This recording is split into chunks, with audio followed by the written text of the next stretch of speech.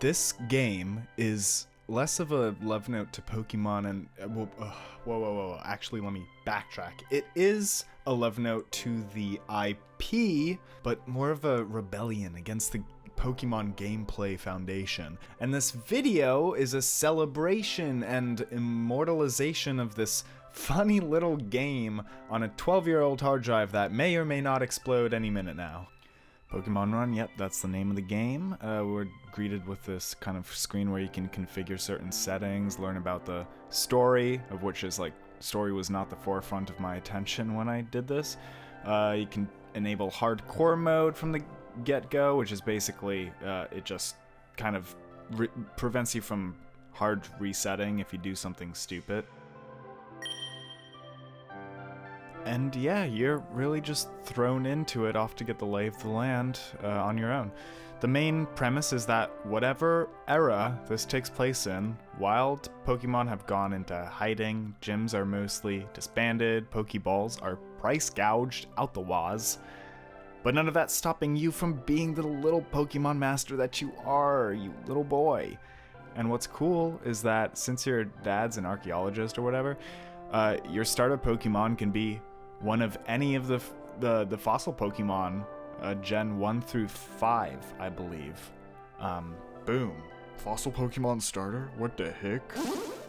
Now, leading up to this point, there are some happenings that indicate there's something strange going on. Like, think of it as like at the cusp of a disaster movie. Oh, what's that? Oh, what is that? Is this game gonna be weird?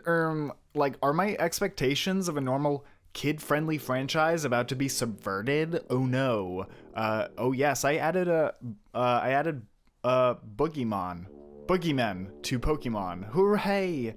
And no, they're not zombies. They're kind of like when a freshly born child is like all gray and shit, and it's looking like gooey and fishy. Yeah, gooey and fishy. Also, they smell Pokemon blood and they're hungry. I want to take a moment from the drama to discuss some quality of life adjustments, like instant machines that heal your whole party. I'm sick of Nurse Story yapping all the time. Also, I'm no graphic designer, but I made overworld sprites for all pickups. Check that out. Oh, also no HMs, which is a given in the year 2024, but this was back in 2014, so I'm gonna mention it anyway. Look, you can get some boots and you can step over stinging nettles. It's like cut. Just get yourself a secret Pokemon. As you play through, you get more acquainted with these boogeymen. After you get the pickaxe from the ore mines, ugh, that's bright. Boogeymen really start acting fresh. Like, look, this guy was yapping at me and a boogeyman snuck up behind me. This is a good time to mention that if you do battle them, you can save one, or if you win, you can save one Pokemon from their team. However, if you lose, you gotta sacrifice one of your own. I love risk and reward. If you use the pickaxe to rescue Erlich, he'll send you on a mission. Is that Giovanni sprite? Is that the of Team Rocket, like the Team Rocket guy? Look, I don't know the canon, alright? I never played Red, but once you're finished scaling the mountain, this demon-looking thing comes at you, prompting you to go crying to your dada, and thus opening up the rest of the region to explore outside of your estate property. Daddy's got a big boy job in Pondicherry Town, so you head over there, kind of make him annoyed a little bit, and then zombie apocalypse scenario happens. So you all flee to the basement, you do some puzzles to get the code to the panic room, use the Pokemon to complete some more puzzles, all the while dodging boogeymen, and get a key item, the hammer. Also, anyway, the hammer can be used to bust open these vents, which either hold items or give access to hidden coverts. If your dad's still alive at that point, he'll yap at you, and then Drifloon fucking dies. But yeah. Then you find the new Ace headquarters, and this is where we're introduced to Pokemon Ruins, these portals that only admit certain Pokemon, which in hindsight might be kind of a pain in the ass. But look, you should have gotten either Zorua or Drifloon like 2 minutes ago. I'm a biased guy, so I went with Anorith, easy. You're playing as your little bucket monster, so cute. We're introduced to an underground society of Pokemon. You lure a boogeyman into a pit, thus clearing the way for everyone to leave the ruins. Also, Shaman's there. Okay. Something that is fundamentally important about this game is that tall grass is mostly only existent in places that I call secret coverts. And for good reason. Imagine this big honking cave throwing Zubats at you every 5 seconds. But what's cool is this guy collects data on every covert you find, and if you go to his headquarters in Mullivan City, which is like this city built on stilts over this pit, I thought that was kind of cool. If you go to his HQ, you can see all the available Pokemon in that respective covert. That's cool. Also, remember this guy? You can find him in a cave near Mullivan where there's a shaman portal. I don't know why I always imagined him having like this Boston accent. Whose car we taking? Well, guess what? Now you're doing a key collectathon as Shaman, who can access areas that the player can't in order to unlock this door in a cave. And then Shaman fucking dies too, but you get a Shaman egg, which is cool. And what's this? A Pigment Plus? Wait, you mean you can just make your Pokemon shiny? And shiny Pokemon gain 1.6 times experience? Well, hold on before you purists start yelling at me, because I also made an anointment, which unshinies your Pokemon, but they still get that boosted amount of experience. On that note, we have to talk. Dude, you can't just own every boogeyman you find and craft a full team of rescued Pokemon. Well, you can, but those Pokemon have PTSD and gain less experience. See the difference? Shiny, ooh, versus rescued. Aww. But hey, if you find these herbs around, they have the power to undo that effect. So by now it's probably obvious that I'm trying to promote exploration. Like if you see something out of the ordinary, like this crevice, sure enough you can squeeze your ass through it and find a little surprise hiding on the other side. Also, sadly, not every boogeyman lets you save a Pokemon from its team. If you go to Mesa Forest, you'll be introduced to Boogie Mocks, which are very strong and do not reward you. There's only risk. You see, the only reason why I did it here is because evil Professor Oak wanted me to get a DNA sample of a Boogeymock, and sure enough, he's dead. He's fucking dead. Oh, Starling! No, Starling. Starling! Well, and that's not all, because if you go to this cave, you got a new type of boogie on the block. You got a new Boogie Omega. This one, if you lose to it, he takes one of your Pokemon at random. Yep, that's right, you can't even choose. Well, honestly, that's not even the last of the boogies, but I'll get into that later. Now, besides those boogeymen, there are still hazards for your Pokemon. When you get into the dungeons, let me put it this way, there's like less of a buffer for your Pokemon when they are vulnerable by themselves in a dungeon. Like for example, in this dungeon, right? I've decided to catch a Paris for this dungeon. I catch a Paris, I bring it to the dungeon, I collect goodies within the dungeon, I collect this crystal, which is a big key item, and then I get trapped and I have to do this ice maze. Lo and behold, I mess up real bad and Paris dies. Like, yes, you can also look, is gone. Environmental hazards can kill your Pokemon, just like they can in real life. The next dungeon is this dungeon that admits electric types only, and there isn't really a threat to losing your Pokemon in this dungeon, but there is a fun stealth mission where you get rewarded with good items if you're stealthy enough. Otherwise, this one chucks you out into the overworld where you can do things that that your regular player is not adept enough to do, like climb down ridges and access switches. And access this thing as well. What is that thing? Oh, it just transfers EXP to one Pokemon to another, effectively destroying one Pokemon but giving the other Pokemon some extra boosted EXP points. That's crazy. Wow, everything needs to die. Everything needs to die in this game. That's crazy. It's really just one big moral dilemma. Like, this is resource management, but with living things. Okay, they're not living. Whatever. Okay, shut up. But because next dungeon, you actually can choose whoever you want into the dungeon. And there's this really cool part in it where you have to escape being mowed down by some laser. This is actually something I thought about.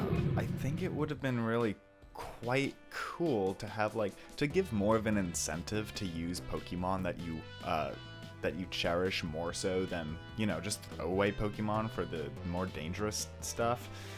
By giving, like, a way to increase experience, like maybe items that give you little boosted experience. Ooh, whoa, that was a dead end, brother. Give you items that just like boost experience that you can collect throughout the dungeon, and just a way to incentivize. I missed that hole in the wall. I might honestly go back, and that's exactly what I did. I'm gonna do it again. But I also, there we go. But I also know this game well. I mean, I don't mean to brag, but I'm kind of good at this critically acclaimed game called Pokemon Run from 2012. Yeah, incentives though, so just, you know, just to add risk and reward, so you're not just using throwaway Pokemon every time. But hindsight's 2020, you know. And check out this next dungeon, because it's actually not one, but two Pokemon of your choice get to go in there and team up, and you can swap, as you can see, to basically complete these sort of like little tasks in this dungeon. And this is where, you know, things get freaking creepy. I'm taking a weird horror come on, I took a weird horror route this one. I don't know if it was effective, but so next dungeon takes place in these mobby runes, which the resource pack I used looks so good. I don't know, I must have found it online, but I think I traced over it to make it like more RGSS compatible looking. But damn. But this is less of a dungeon. Really, you just send your Pokemon into a regular town, more or less, to sort of outsmart the people and steal these keys, and actually somehow get outed as this trainerless Pokemon. And then all the kids try to steal you, which if they do touch you, you have to straight up battle them as your player in order to retrieve your Pokemon back. I thought that was a cool touch. So each of these dungeons, you get a crystal. What does this crystal do? Well, there's a place called the Nexus where you insert the crystals into these monoliths that allow you to enter a new area, and with enough crystals, you get this Teledrift card that lets you use the teleporters to teleport to this island off the coast. But you get ambushed by boogeymen. Watch this. Dad, is that you? Oh my god! Do this whole nasty boss battle and die, I guess? I don't know. You fling your Pokeballs in a desperate attempt to save them, and you start anew as a different character, experiencing normal trainer life on this isolated island. This is the part of the story that is the most story of all time, like, of this whole game. This is the story that tells story is... Yeah, moving on. I tried to give this arc the sort of vanilla Pokemon feel where you meet Oak, you get your starter, things seem normal, you get these two rivals, Suki and Greyface. What? And, okay, and then this you know what, I'm just gonna shut up and roll the tapes.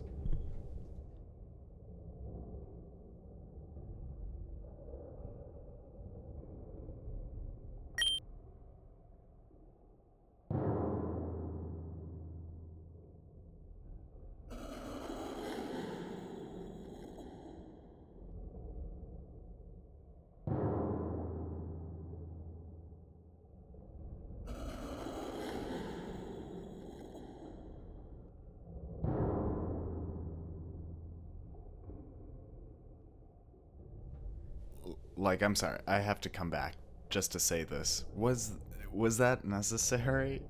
What was I doing? I called it a beetle.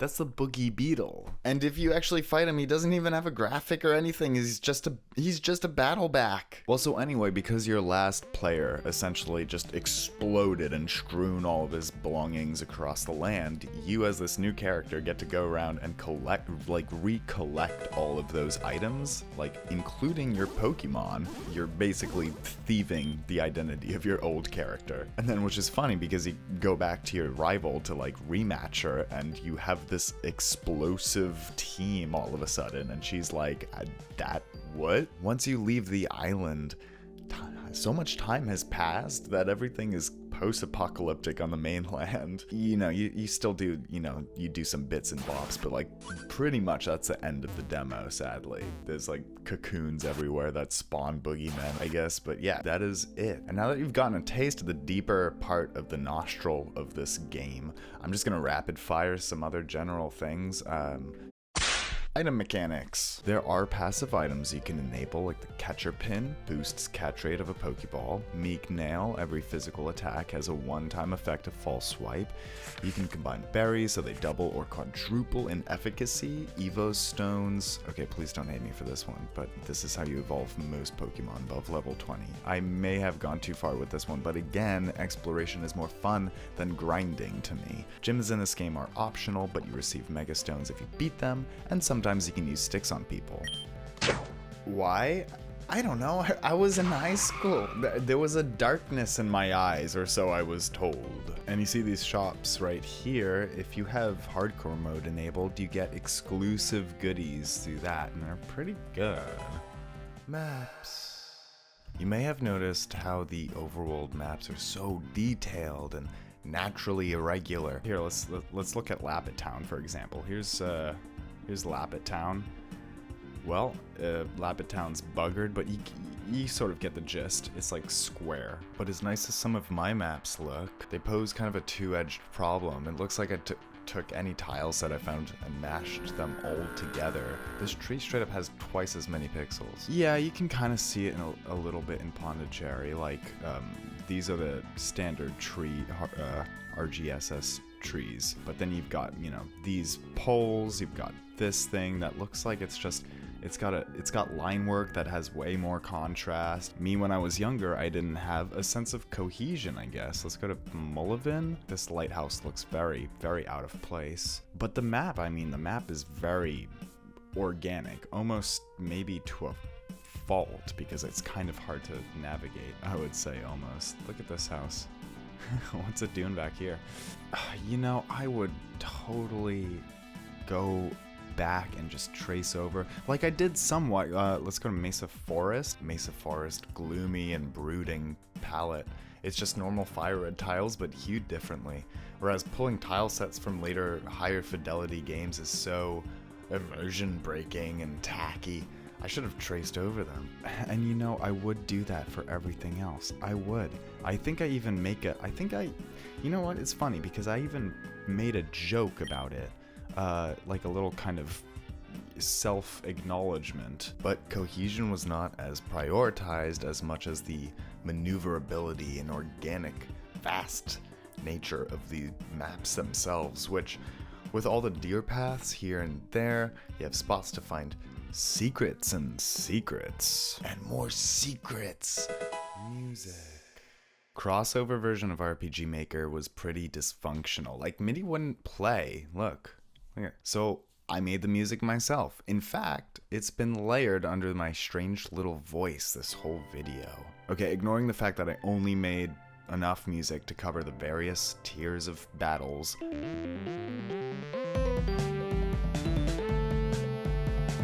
Mullivin City, Mesa Forest. Again, so moody. Your home. Oh, very peaceful. PPA headquarters. And Ace headquarters. The music is, in my humble opinion, pretty cool in its own right. Dream sequences and boogie battles are just this.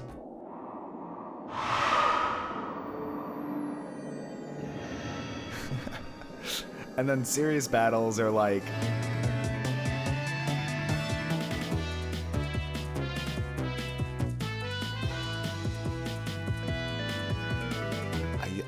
yes, I love the... And then this boss battle where you fight your boogie dad is a darker, more demonic remix that's just so intense yet jazzy.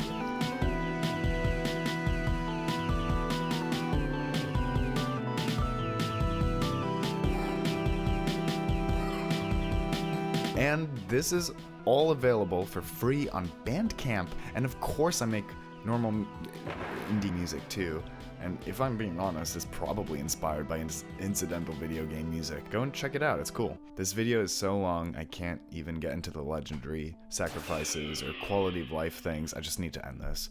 I'm leaving its link in the description in case you want to have a laugh. I will say, the memories that making this video has brought back, I mean... Look, oh, it's like rose-tinted glasses. Or really, it's more like Satan glaucoma. You know, if work didn't exist, if my time wasn't consumed by other things in life right now, you know, life changes, priorities change, but I would love to go back to this game because I honestly had some of the most fun making these mechanics that were just so, like, weird, but they just made so much sense to me, but I could never go back, you know? It's one of those really, like, sad things where it's like, you know, you gotta weigh self-fulfillment to, you know, future investment. Like, what are you actually investing your time in?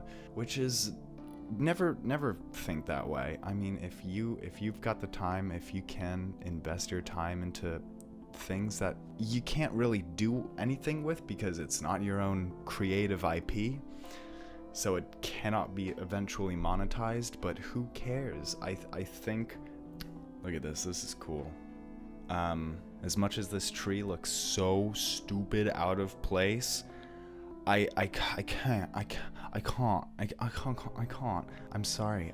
It's not gonna happen. So stop asking. It's absolutely 100%. I am not going to get sucked back. Ah, fuck, I did it again.